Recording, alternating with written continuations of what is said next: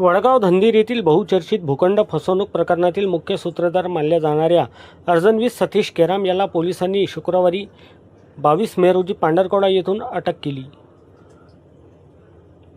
न्यायालयीन प्रक्रिया पूर्ण करून तो बाहेर पडताच पोलिसांनी त्याला ताब्यात घेतल्याची माहिती समोर आली आहे। माहितीनुसार अटक टाळण्यासाठी केराम याने सत्र न्यायालयात अटकपूर्व जामीनसाठी अर्ज दाखल केला होता। मात्र न्यायालयाकडून दिलासा न मिळाल्याने पोलिसांनी त्याच्यावर कारवाई करत अटक केली। दरम्यान या प्रकरणातील आणखी एक प्रमुख आरोपी शैलेश वाकडे हा अद्याप फरार असून त्याचा पोलीस शोध घेत आहे। या प्रकरणातील आरोपी मंडळ अधिकारी राजू डोंगरे आणि तलाठी रवींद्र उपरे यांना 22 मे रोजी केळापूर येथील अतिरिक्त सत्र न्यायालयाने अटकपूर्व जामीन मंजूर केला आहे।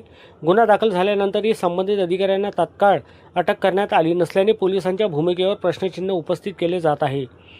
शहरात विविध चर्चांना उधाण आले असून पोलिसांनी जाणीवपूर्वक वेळ दिल्यामुळेच आरोपींना अटकपूर्व जामीन मिळाल्याचा आरोप काही स्तरातून केला जात आहे। भूखंड व्यवहारातील कथित बनावट कागदपत्रे, महसुली नोंदीमध्ये फेरफार आणि प्रॉपर्टी व्यवहारातील साखळीमध्ये सतीश केराम हा महत्त्वाचा दुवा मानला जात आहे। त्यामुळे त्याच्या अटकेनंतर या प्रकरणात आणखी मोठे खुलासे होण्याची शक्यता व्यक्त केली जात आहे। या प्रकरणात महसूल विभागातील इतर अधिकारी, दलाल किंवा संबंधित व्यक्तीचा सहभाग आहे का याकडे आता सर्वांचे लक्ष लागले असून पोलीस तपासातून आणखी नवे धागेदोरे समोर येण्याची शक्यता आहे।